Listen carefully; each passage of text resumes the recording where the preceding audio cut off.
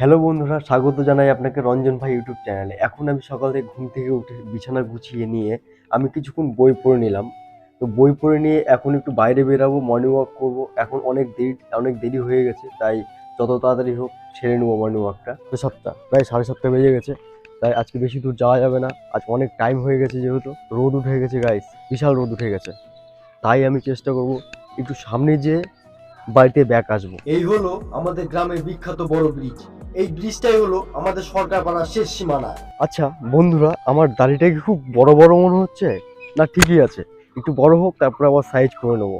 কারণ আমার মুখ তো চ্যাপটা, দাড়ি কাটলে খুব বাচ্চা বাচ্চা লাগে। আর যেহেতু আমি মার্কেটিং ফিল্ডে কাজ করি, তো দাঁড়িয়ে থাকলে একটা গুরুত্বপূর্ণ ব্যক্তি মনে হয় এবং একটু বয়স্ক বয়স্ক ফিল মনে হয়। আর মার্কেটিং ফিল্ডে যত একটু ভার্বার্থিক হবে, তত মানুষ গুরুত্ব দেয়। যেমন বয়স হলে বয়স্ক ব্যক্তিদের সবাই সম্মান করে, ব্যাপারটা প্রায় সেরকমই। সাইকেলে চড়া ছেলেটা আমার সাথে গল্প করছিল, যখন বুঝতে পেরেছে যে আমি ভিডিও করছি তখন সে রওনা দেয়। আরেকটা ব্যাপার হচ্ছে গাইস, প্যাশন, হবি। সবার প্রত্যেকটা ব্যক্তির প্যাশন কিন্তু একই হয় না। প্রত্যেকটা ব্যক্তির প্যাশন জিনিসটা আলাদা হয়। যেমন বলতে চাইছি যে প্যাশন হচ্ছে এমন একটা জিনিস, প্রত্যেকটা ব্যক্তির। ইনি হলেন আমাদের পাড়ার প্রতিবেশী, এনাকে আমি জেঠু বলে সম্মানিত করি। মানে এমন ব্যাপার যে সবার সবকিছু ভালো লাগে না। যেমন কারো বই পড়তে ভালো লাগে, কারো গাড়ি চালাতে ভালো লাগে, কোনো কিছু বিক্রি করতে ভালো লাগে। মানে এভরিথিং প্যাশন অনেক কিছু হতে পারে। আমার যেমন ভিডিও বানাতে ভালো লাগে, তো ভিডিও বানাচ্ছি আমি। তো এরকম ব্যাপার, সবার সবকিছু ভালো লাগে না। এটা অ্যাকচুয়ালি এমন হতে পারে ব্যাপারটা, আমি এরকম করছি, আমাকে কে দেখছে কে না দেখছে, কে কি বলবে না বলবে, ওটা ফ্যাক্টর না। অ্যাকচুয়ালি মার্কেটে যখন চলতে হয় তখন এটা এটা হয়ে যায়। অ্যাকচুয়ালি এটা হয়ে যায়, এটা কোনো ব্যাপারই, এটা কোনো ব্যাপারের। আর ইনি হলেন আমাদের পাড়ার ঝিলমিল মাসি। সে সবাইকেই ভালোবাসে এবং ভাবছে যে ছেলেটা পাগল হয়ে গেল নাকি। এর মধ্যে পড়ে না এবং লজ্জিত বোধ হওয়ার কিছুই নাই। এটা কর্ম করতে হবে, কর্ম করতে করতে তারপরে এই যে এই দাদাকে দেখছেন, সে আমাকে উৎসাহিত করছে। নিজের কাজকে নিজেকে ভালোবাসতে হবে, এই হচ্ছে কথা। নিজের কাজকে নিজেকে ভালোবাসলে সব হবে গাইস। নিজের কাজকে নিজেকে ভালোবাসা, যেমন অনেকে নিজের কাজ করে। যেমন ওই আমি বলতে চাইছি এইভাবে যে নিজের কাজকে নিজেকে ভালোবাসবো কি করে। যেমন আমি প্রতিনিয়ত একটা কাজ করছি, বা সবাই যে প্রতিনিয়ত একটা কাজ করে, তো সেই কাজটা অনেকেই করে টাকা ইনকামের জন্য, অনেকেই করে নিজের ভালো লাগা হিসাবে করে। তো অনেক এই ব্যাপারটা হয়ে যায় এরকম যে অনেকেই যারা ছোট থেকে যে কাজটা করতে চায়, সেই কাজটা কিন্তু তারা করতে পারে না এবং বড় হয়ে তার বিপরীতমুখী কাজ করতে হয়। কারণ সংসারে নানা রকম ব্যাপার, যে আমাকে মানে অবস্থা অনুযায়ী ব্যবস্থা, ঠিক আছে বলতে চাইছি আমি, অবস্থা অনুযায়ী ব্যবস্থা। তো সংসারের বা চাপে পড়ে অনেকে এমন এমন কাজ করে যেটা ওর ভালো লাগে না, কিন্তু টাকার জন্য তাকে করতে হয়। হ্যাঁ, তো ওই কাজটা অনেক একটু কষ্টকর মনে হয়।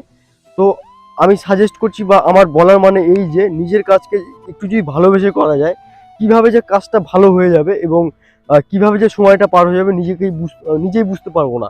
তো নিজের কাজকে ভালোবাসতে হবে, এতে কি হয়, সময়টা খুব কম মনে হয় নিজের কাজকে ভালোবাসলে। আর ওই সবকিছু ঠিকঠাক মনে হয়। ওই জন্য নিজের কাজকে ভালোবাসতে হবে, যে করেই হোক ভালোবাসতে হবে। টাইম লাগবে, ধৈর্য লাগবে, কিন্তু নিজের কাজকে ভালোবাসতে হবে গাইস। এখন আমি ব্যাক করছি বাড়ির দিকে। এখন বেশি টাইম নষ্ট করবো না রাস্তাঘাটে। এখন বাড়িতে যেয়ে একটু দেখি বাবারা কি করছে, সবাই কি করছে দেখে নিই, তারপরে চলো কথা হচ্ছে। বন্ধুরা, চলে এসেছি বাড়ির কাছে। বাড়িতে যেহেতু আমাদের কাজ চলছে, দাদা সকাল সকাল কাজ করছে এখানে, বাবা কি করছে, মা কি করছে দেখে নিই। এখানে আসলে আমার দেখা হয়ে গেল বিট্টু, সুমি এবং বিল্টু। এই দেখো, বিল্টু। Yes grow. বাবা কি করছে? বাবা এখানে রান্না করছে। বাবা, কি রান্না হচ্ছে বলো? এটা বেগুন সিদ্ধ না? ভাত হয়ে গেছে গাইস। বাবা আজকে কষ্ট করে রান্না করছে। আর মা হয়তো স্নান করে পূজা দিয়ে এখন মাও বেরাবে। আর আমিও বেরাবো, আমার খুব তাড়াহুড়ো আছে আজকে। আমিও বেরাবো আজকে, খুব তাড়াতাড়ি মার্কেটে বেরাবো। 7:30, প্রায় 8টা বেজে গেল, 10 মিনিট কম। তো আমি চেষ্টা করবো আজকে 8:30টার মধ্যে প্যাক আপ করে মার্কেটে বেরোনোর।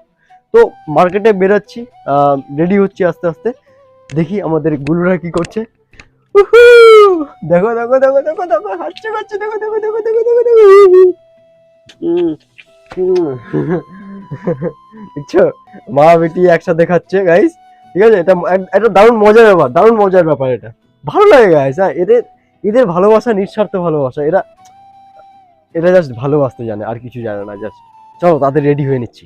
রেডি হয়ে চলে এলাম রাস্তায়। এখন যেতে হবে কোম্পানির এক কলিগের বাড়িতে। তার বাড়িতে এসে বাইকটা বাড়ির সামনেই রেখে দিলাম এবং গলির ভিতর দিয়ে তার বাড়ি আসলাম। তারপর আমরা দুজন মিলেই বেরিয়ে গেলাম আজকের মার্কেটের উদ্দেশ্যে। কিছু দূর যেই দেখলাম একটা শুনশান জায়গাটা বেশ ভুতুরে বা হরর লাগছিল। পিছনে শুকনো পুকুর, পাশেই একটা কুলের গাছ ছিল।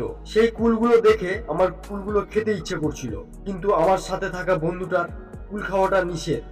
তবুও সে শুধুমাত্র আমার জন্য গাছ থেকে কুল পেড়ে আমার হাতে দিল এবং আমি কয়েকটা কুল কুড়িয়ে টেস্ট করে দেখলাম, দারুণ লাগলো। কিন্তু সব থেকে ভালো লাগলো, বন্ধুটা শুধুমাত্র আমার জন্য নিঃস্বার্থভাবে কুলগুলো আমাকে দিল। তারপর তার হাত নোংরা হয়ে যাওয়ায় জল চাইলো, কিন্তু আমি বিশ্বাসঘাতকের মতো তাকে শুকনো পুকুরের দিকে হাত দেখিয়ে বললাম ওখানে গিয়ে হাত ধুয়ে। তারপর আমরা চলে আসলাম রাস্তার ধারের বাজারে। সে রাস্তার জার্নিতে চকলেট খেয়ে আনন্দ উপভোগ করবে বলে দোকানে যায়। ব্যাস, যেতে লাগলাম NH-34 এর ধার ঘেসে ঘেসে। কাজ করতে করতে এসে পৌঁছালাম আমাদের প্রিয় মালদা জেলার এক বিখ্যাত জায়গা, যার নাম ভাটরা বিল।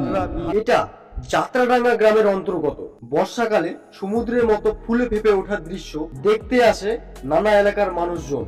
আমরা এখন চলে এসেছি যাত্রাডাঙ্গা। এখানে বন্যার সময় প্রচুর পরিমাণে এখানে ভেসে যায় এবং এখানে সবাই ঘুরতে আসে সেই দৃশ্য দেখার জন্য। কিন্তু এখানে এই মুহূর্তে কোনো বন্যা নাই। এখানে আছে চারিদিকে, এটা হচ্ছে উঁচা একটা রাস্তা, নিচে অনেক নিচে আছে, অনেক নিচা, ঠিক আছে, পুরো সবুজ হয়ে আছে। এখানে হচ্ছে বসার জায়গা, এখানে বসে মাস্ত বসে মজা নাও। আর চলো, সুন্দর আবহাওয়া, যেন মনে হচ্ছে পাহাড়ে আছি। আর গাইস পাহাড়ের মতনই, তাই না?